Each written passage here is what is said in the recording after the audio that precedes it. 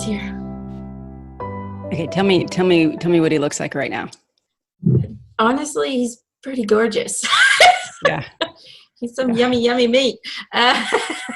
Oh, you have Hollywood God, as Carrie would say. Hollywood Jesus. So the way that he presents himself to me, now keep in mind, people, that he can come to you in the form that is the most comfortable to you. Now, I never grew up with religion, so the way that he's projecting himself to me, he's got dark brown hair, and it is curly. Not like my little curls. It looks more like a wavy curl. It's not long, though, like I always see on these statues. It's very short. It's very short, kind of cut. It looks like he has blue eyes. He's got a very sharp nose, a very long, sharp nose. And his skin is, it's not really white, it's not really black, it's kind of in between. So like a really dark tan. If like olive, or is it more golden? More golden, I would say. Okay. How tall is he? He's pretty tall to me. You might have to translate that in inches and stuff, but he looks to me like he's like 1.80 m, 85, which is pretty tall. I'm like 155 and I'm short.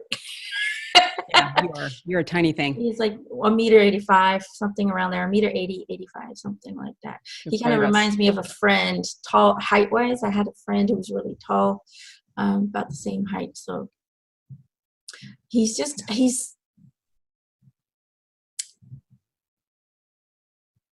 and I mean this in the very sweetest way, but he looks very just like an ordinary human. You know, just like a guy next door. He's not like a model kind of pretty boy. He looks a little bit on the rough side.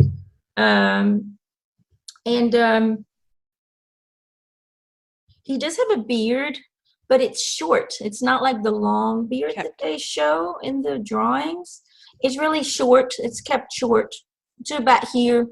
Just so very kind of roughly cut. Doesn't look...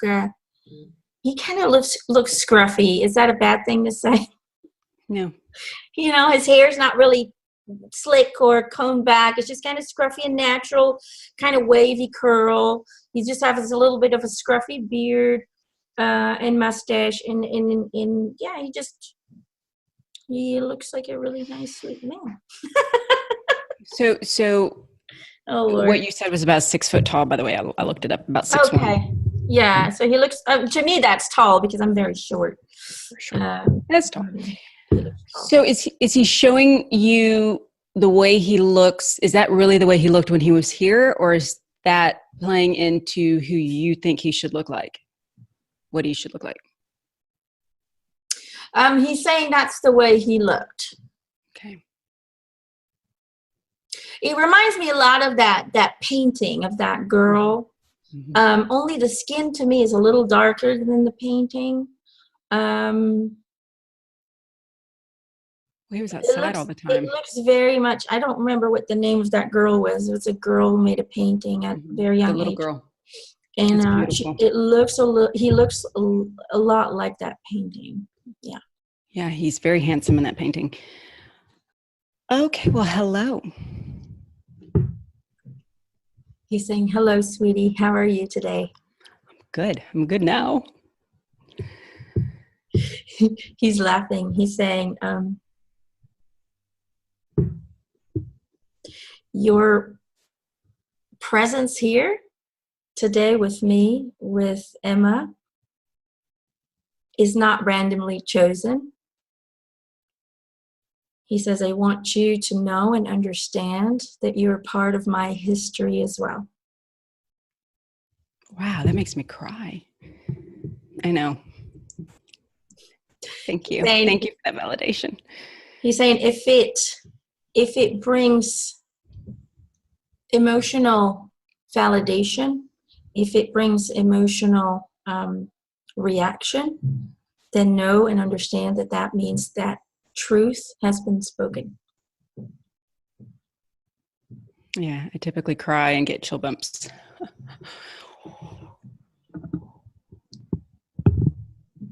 I don't know what to say. So I'm going to He's jump saying in. more will be revealed as we move forward. Okay, thank you. I can't wait. Let's just skip the questions. Let's just chat.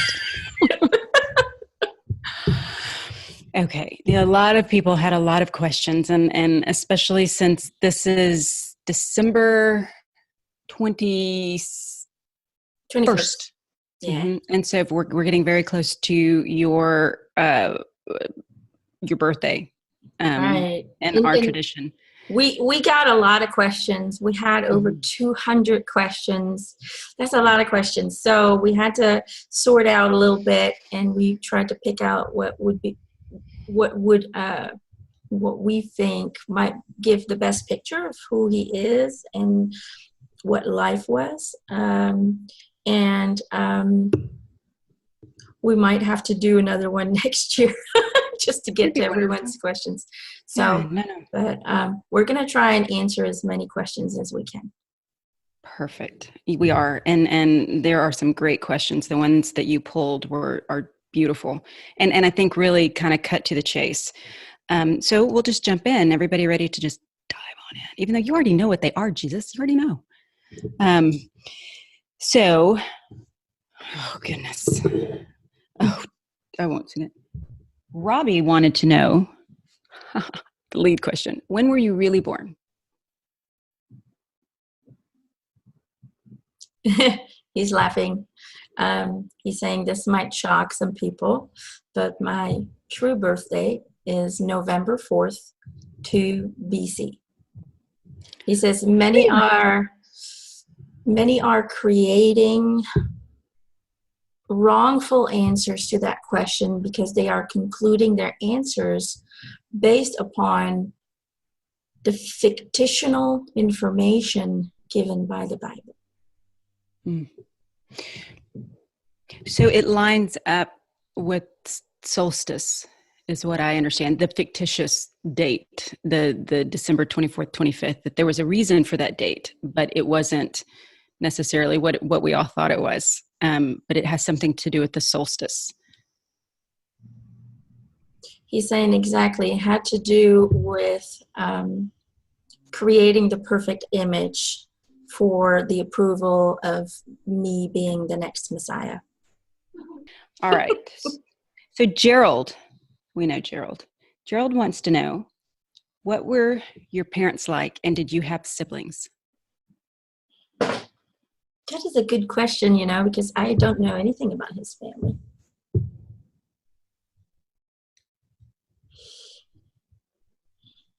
He's showing me a picture. Okay, he's saying,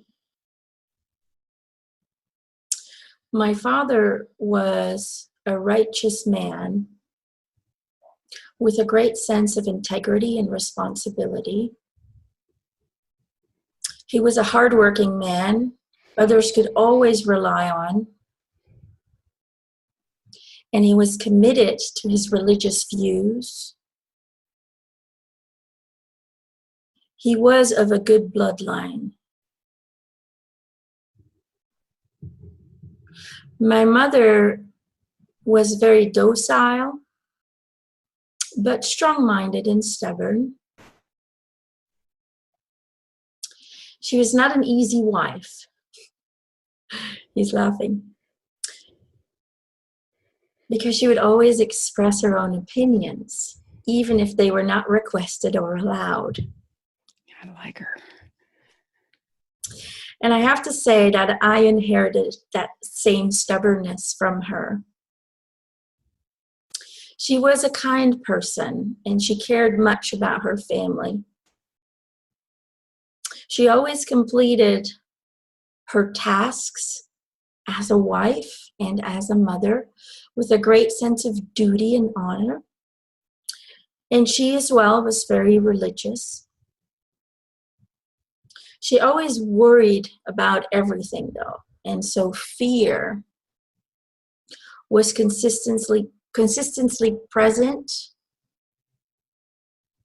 during her everyday life.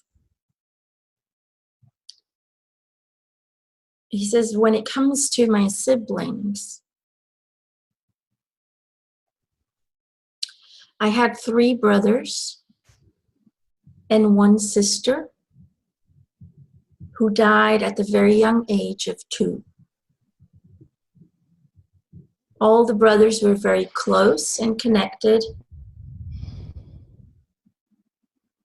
but all got into trouble as well. Such was my family. My family was very close, very tight, but also a lot of different opinions were always created, and that could cause friction within the family. So I guess you could say that my family was like every other family.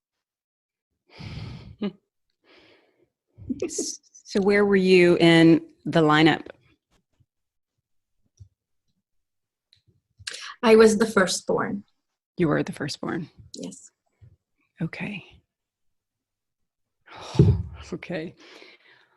Well, the next question is, how was your childhood?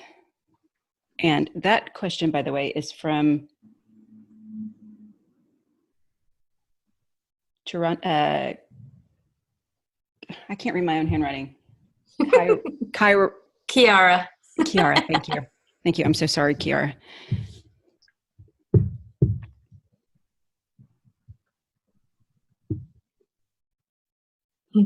he's so calm when he speaks. It's almost like he contemplates. I don't even know if that's the right word, but he thinks before he speaks. He says, my childhood started in a very tumultuous time where my family had to endure a very bloody and cruel Roman occupation, where every aspect of a Jew's life was controlled.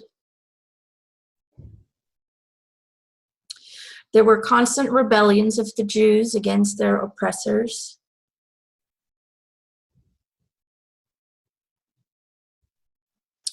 My mother personally experienced the magnitude of their cruelty as she was violated by a Roman soldier.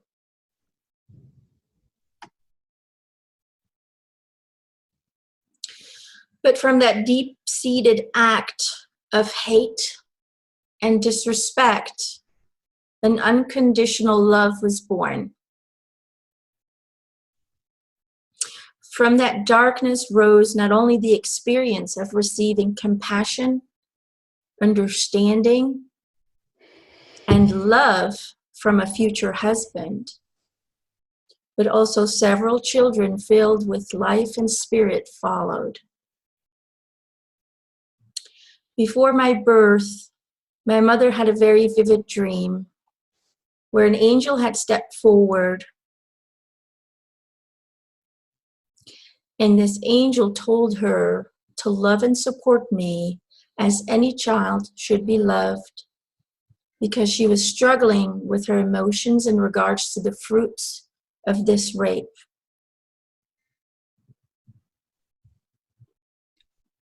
And as she was requested, she did just that and raised me like she would all her other future children.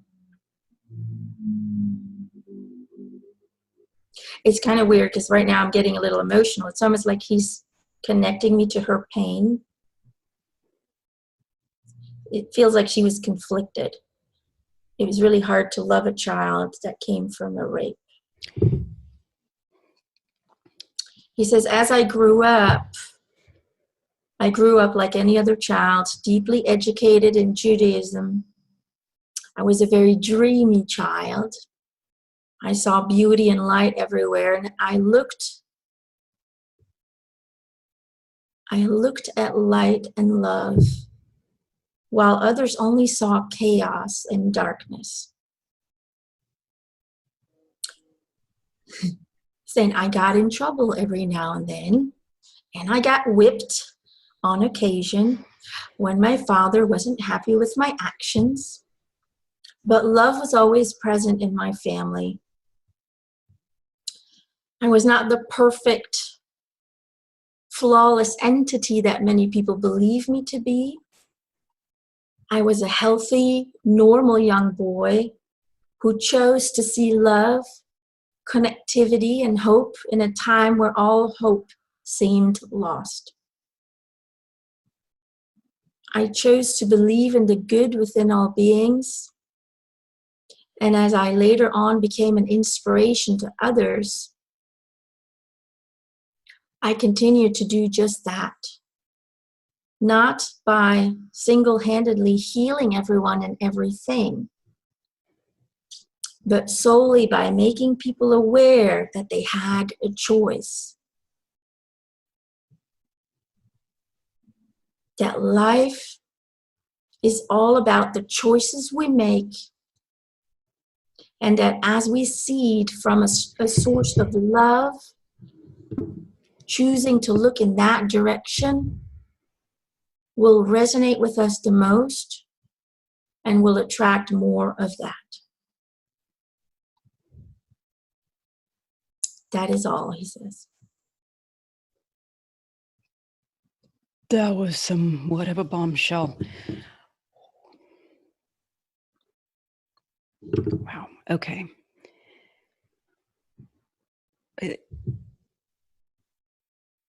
Okay, I'll save my own questions for after. Sarah, I would like to know, were you born with special abilities, or did you develop these through mystical training in your travels?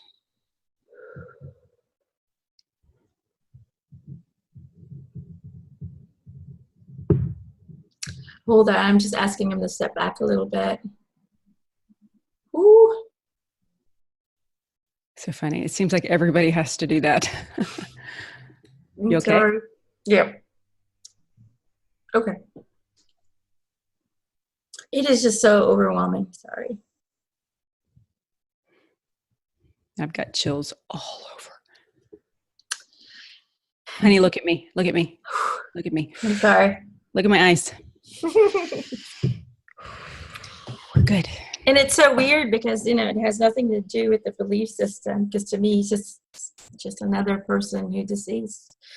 But it's his energy is so, it's so strong. It's almost like your body can't contain it when he gets too close. It's like our body can't handle that high frequency. It's so powerful. It's really weird. It's like your body's weeping, and not out of sadness, but it's almost like the energy is too intense for this body to contain it. So I'm okay. Yeah, he was stepping back a little bit. He's saying, I'm sorry, I like to be close to you. Yeah, I like it when you're close too, but I'm trying to put it together here. Okay, your answer, please.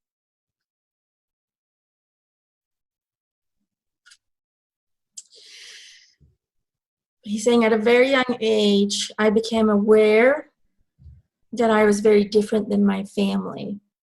Different, he says. Not better, different. I always felt an undeniable love for everyone who came into my life.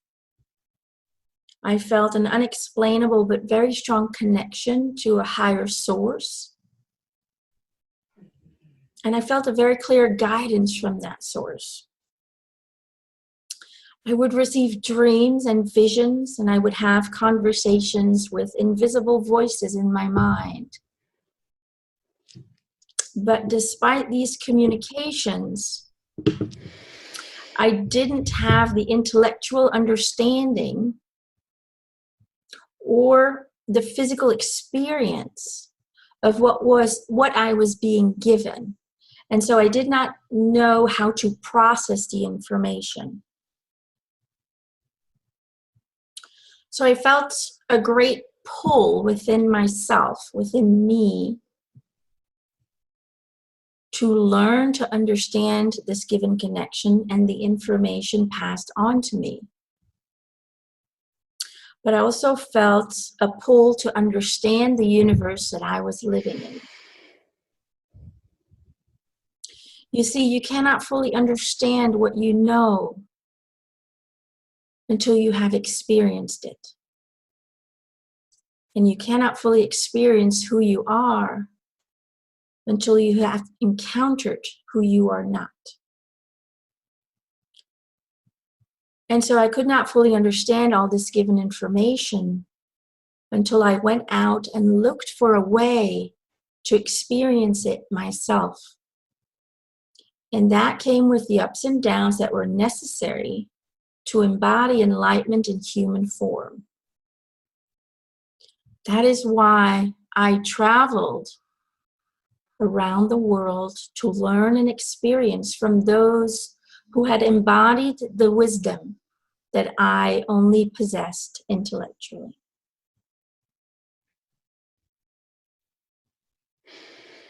But did you have, so many people say that like they can hear and they're taught, even if it's a guide from the other side. Did you have that? I mean, how did you know? Were you in touch with your guides? Were you in touch with all that is God himself, herself, theirselves? I mean, how did you, I know you knew you were different, but did you understand what that meant long term? No, I knew that I was receiving information that other people did not seem to receive. And my experience of life was very different than others because everyone lived in fear and I never experienced that fear. So for me, it was very, it was hard to understand where fear was coming from. So I had a lot of experience with intellectual knowledge that was passed on to me, knowledge of the people around me, but until you can experience what your, how would I say it, what you're observing around you, it is very hard to fully understand and comprehend yourself in your place on earth, in your purpose. So in order for me to discover what my true purpose was, why I had these visions, why I had these communications, which what I know now is God source itself, my spiritual team, my guides, my angels, until I knew and understood that fully, the wisdom I was given, I couldn't use to its full purpose. It is like, let me give you a comparison. It is like knowing all information on how to, I'm going to choose one that might be very familiar to you. It is like understanding and reading all the books, getting all the intellectual knowledge on how to transplant a heart from one person into the other. But until you actually experience doing so, you have no understanding or no way of connecting to all of this information, all of this intellectual wisdom. So the communication that I received was very clear, but it didn't resonate with me because I hadn't experienced what they were telling me in a physical form. Does that make sense a little bit? Mm-hmm. It does. It does. So was this your first time to incarnate here? I would not say it is my first, as there is never a first or a last. Oh, we're back to that time thing. Well, I'm glad to hear that, because there's so many of us that say these things are happening. What do I do with it? What's my mission? What's my plan? I mean, I think that's one of the biggest questions. Why are we here? And so to know that you too went through that, though probably zoomed through it by the time you were 6, but no, I'm kidding. It took me a little bit longer than that, but the best advice that I could give all who's listening right now is follow your heart, follow the pulls within you. I felt a desire, an overwhelming feeling of exploring the self by looking for teachers, by finding teachers, or let me say it in another way, by allowing the teachers to find me. And the only way you can allow the teachers to come to you is to be open to the idea to go and explore yourself. And as you explore yourself, as you take the steps to maybe take some time off and do some self-exploration by traveling, by experiencing different things than what you're experiencing now, then those teachers will show up at your door. They will come to you. And once they find you, all you need to do is surrender to their wisdom. That doesn't mean you have to fully embrace and accept everything that they say, but it means that you allow them to inspire you. And once we find inspiration within ourselves, within the world around us, then our truths will be revealed to us. Then that's how we know where to go next, where to be pulled in. The problem today is that people are so stuck on following rules, following what the collective is telling you what you should do. You should get a job, you should get married, you should have a kid. Lots of rules, regulations. But what about the people who say, you know what, I'm just going to take a year off and I'm going to travel and find myself? People are being condemned or judged for that. Well, that's not responsible. You should be part of making money and starting a future.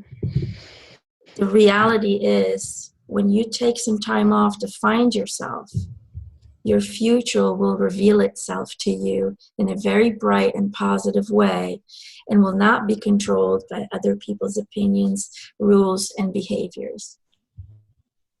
Safety in numbers. So one tiny last piece to this. How did that, if you were 13-ish, which is what history says, how did that conversation go with your mother, who very rightfully so was very fearful? Hi, Mom, I'm taking off and I'm going around the world. It wasn't like you could text her or email her and tell her you're okay. She was fearful of my safety. She was worried she might never see me again. But they also knew, my parents knew about these special abilities, about these gifts that I had, as their ancestors had come forward through me and communicated to them. And so as I explained to them that I would call them angels. My angels had told me I needed to move into that direction. And as my mother herself had experienced a very vivid, intense dream before my birth, she had to let go of the control. And she knew that she had to find faith in her heart that I was going to be protected, and that I was going to need this journey in order to fulfill my true destiny. So it came with worry and trying to control the situation, and it was answered with love, acceptance, and comfort. Every mother There is a statue at my 15-year-old son's school, and it's of you at about 13 or 14 leaving and your mother reaching out because she knows you have to go. That makes me cry. That is the most beautiful aspect of being a parent. And this is not just mother. There are fathers as well. Being a parent creates this unconditional love bond with another soul, and we would self-sacrifice ourselves for the protection of that soul. That is the ultimate love that you can experience, the highest vibration of love that you can experience. But if you keep them from going, then you strangle them. And so you have to let go and trust. Thank you for that. Oh, okay. So Rita wants to know, did you have a specific teacher? And if so, what was their name?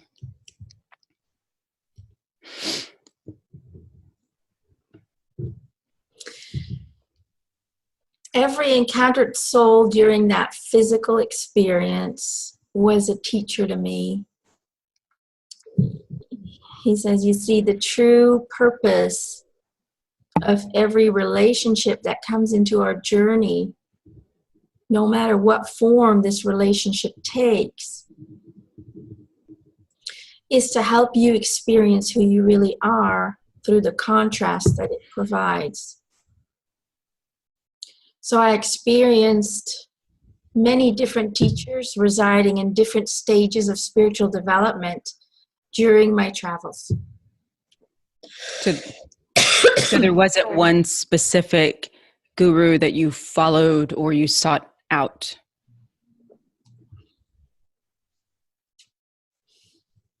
He says no, because every country had many, many teachers that came towards me and guided me towards the understanding of my own abilities. Did they know who you were? They had received sorry about that. I have a little tickle in my throat. They had received information through meditation, through visions, that I would be visiting them and was in need of guidance. Yes. Okay. Well, Kimberly would like to know, how did you meet Mary Magdalene? And tell us your real love story.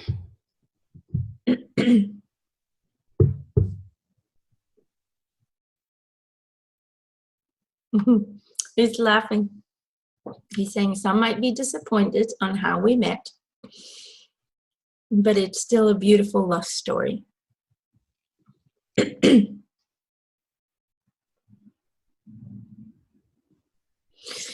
She was promised to me as a young girl. I knew it. It was an arranged marriage. Sorry. It's okay. We were introduced to each other when she was only 10 years old. And we were married when she was around 14. That might seem very strange to the people who are listening at this time frame, but know and understand that that was very common in my time. She was a very fascinating, and still is, very fascinating and compassionate individual. She was eager to learn and experience new things, and she was an amazing mother and supportive wife who became my equal and became a great teacher herself. Love was always present from the moment we met. We, as young people, the moment we met, we knew that we were destined to be together. What I fell in love with the most was her ability to receive, and to look outside of the boundaries of the community that we lived in. She had the ability and the trust in me to teach her more about the universe than any other religion would teach her. And I loved that openness to step out of her own comfort zone and to create her own boundaries instead of applying and using the boundaries that were given to her as a child. Well, that very much ties in with the next question that Tatiana would like to know. Were you two twin flames? And is there actually such a thing as twin flames?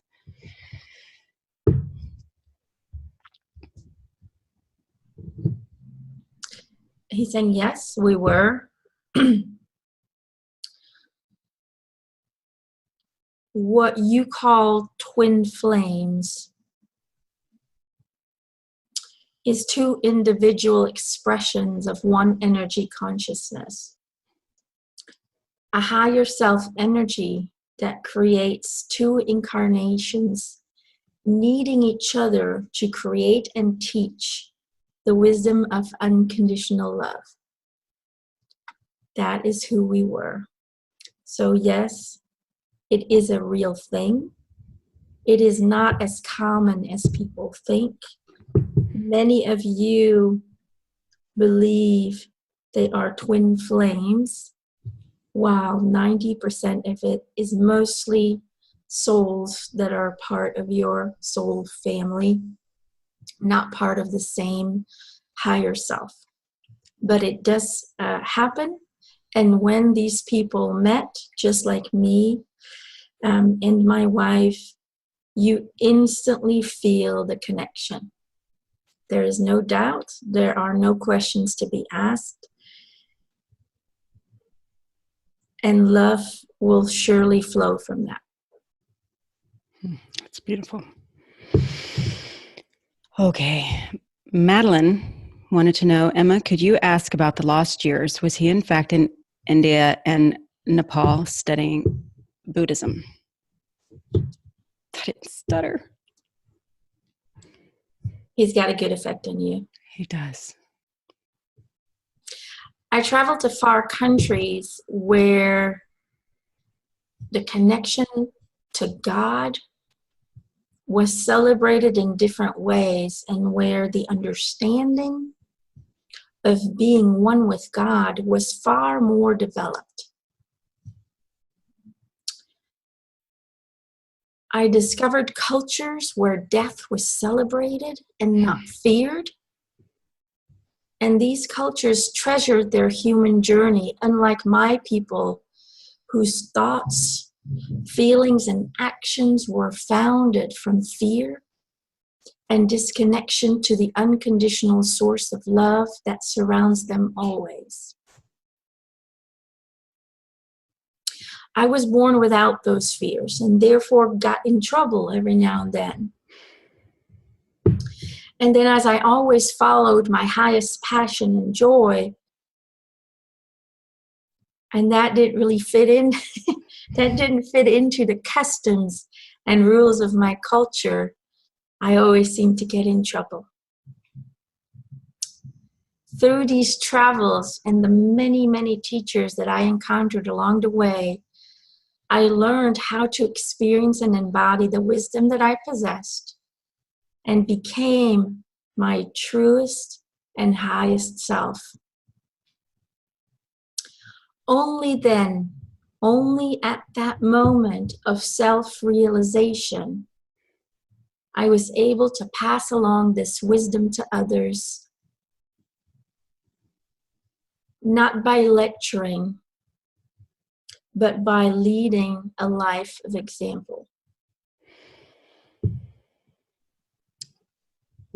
I've often, and I'm not sure where this came from, I don't believe it came from me. I've often felt that you were saying, this is the way. This is the way. You two have this. This is the way. It was more of a reminding. Yeah. Mm-hmm. Gillian would like to know, I would like to ask Jesus if he ever felt rejected or abandoned.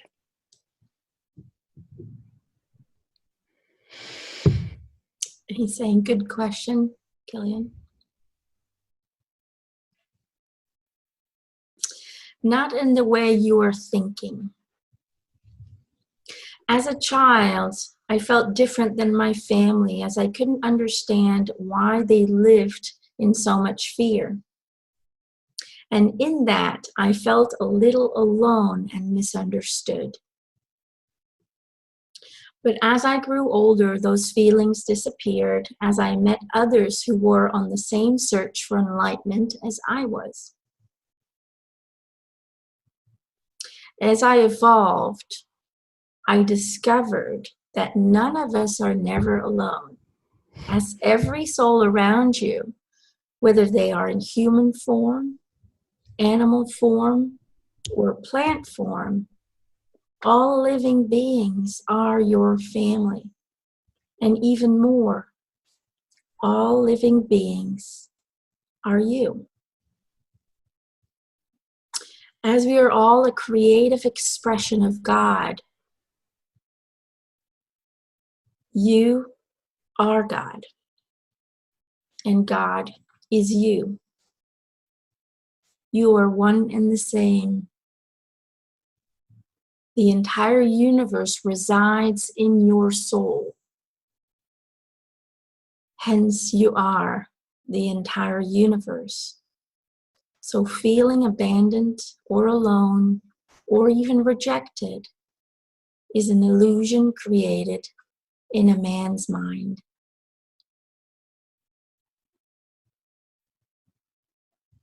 I think we needed to hear that. I think there are a lot of people that feel alone.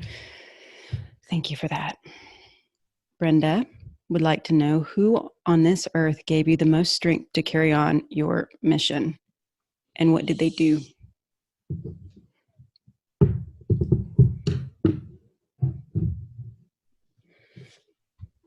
My wife supported me the most and shared this journey of healing and expansion.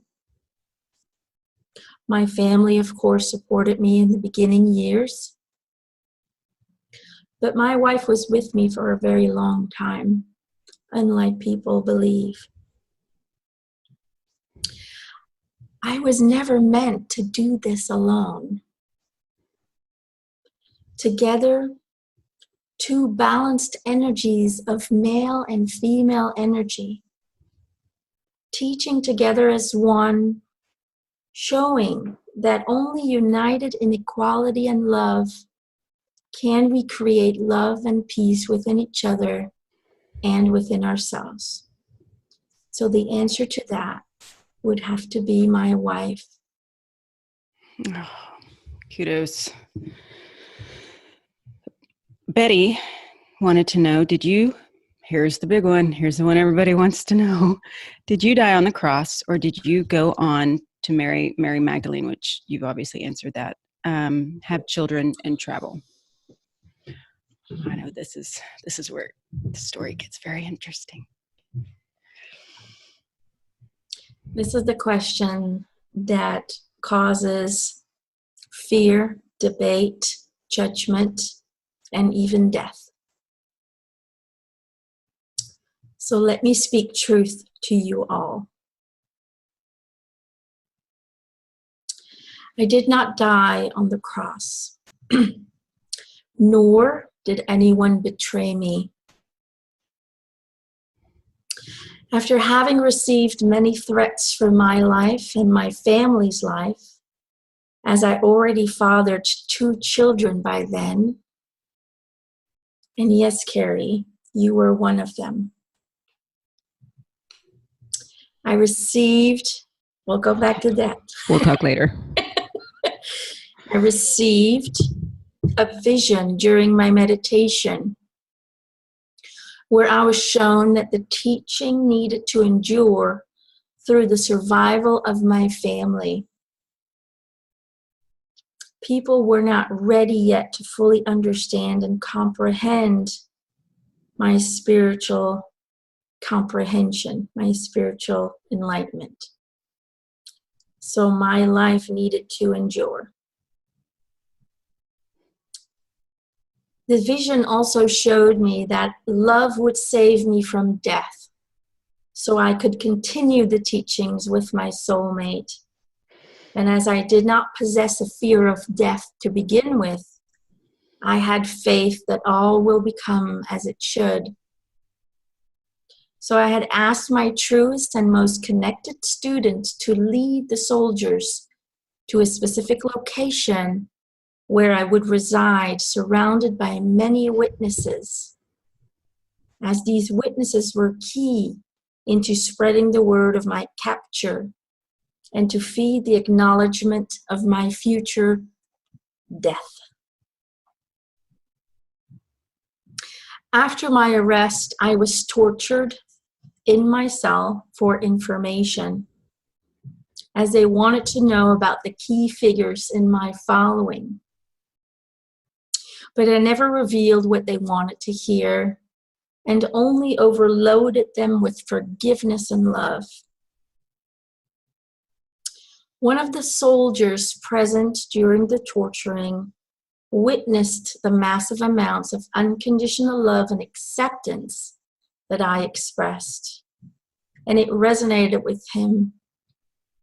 And that same love started to grow inside of him. As I was later on led to be crucified, that same soldier walked beside me, trying to hide the tears that he felt coming in. I was not feeling the pain they tried to inflict upon me, because I had learned from a Buddhist master how to work together with the body temple and use the breath to temporarily shut down pain sensory functions. That evening, that soldier took me down, and a small group of people helped me and my family to relocate and continued the illusion of my death by using another deceased vessel very similar to mine to take my place in the burial place. My two children, you were one, you were my daughter. Mary, who was pregnant with our third angel, and myself, together with a few others, traveled by boat to a future home, our new home, Europe. It was a very long and trying journey, but we made it safely.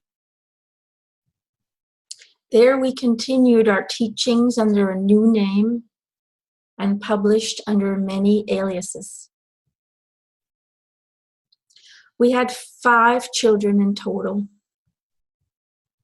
2 did not reach adulthood, but taught us great lessons of humor and creativity. I knew that the story of my assault would have a bigger impact as it stood, so even my parents and family members were kept to believe that I had perished on that cross. That is the true story.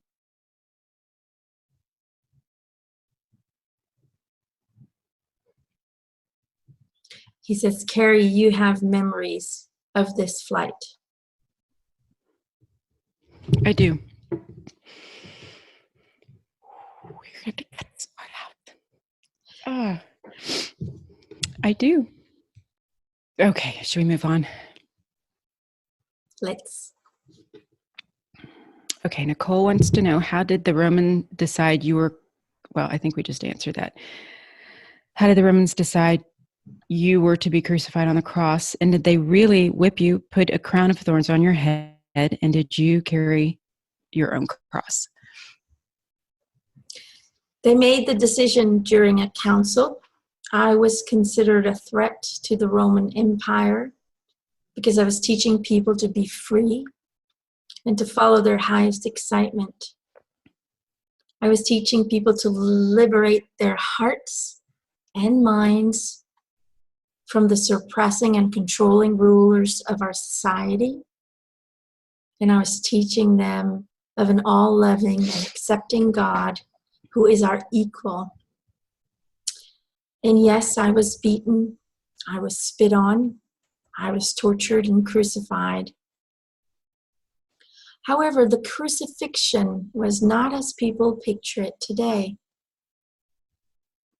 During the crucifixion process, I did not have to carry a full wooden cross,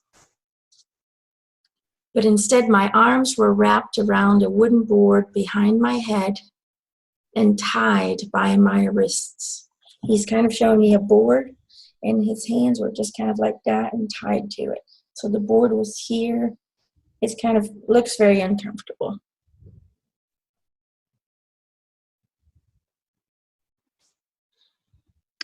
The cross was already placed upon arrival and had an X shape, not a T shape. This was a cross that was used many, many times.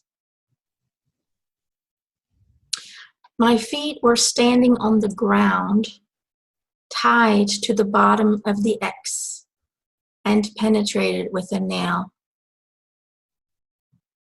Then my arms were also bound to the top of the cross and nailed to the wood. I did not carry a throne or a crown of thorns.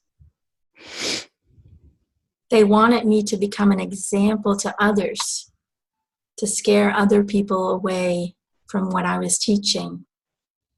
So their plan was not to kill me fast, but their plan was to allow me to die a slow death.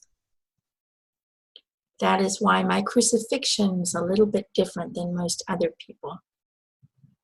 But that is how it happened. It's interesting that there is so much, and I like Emma, I don't know, I've not read the Bible, and we never really went to church, which I understand now. But there's so much woven in. There's so much almost truths to it. The Roman soldier, there was a Roman soldier that converted. I mean, there's just so much. And yeah, okay.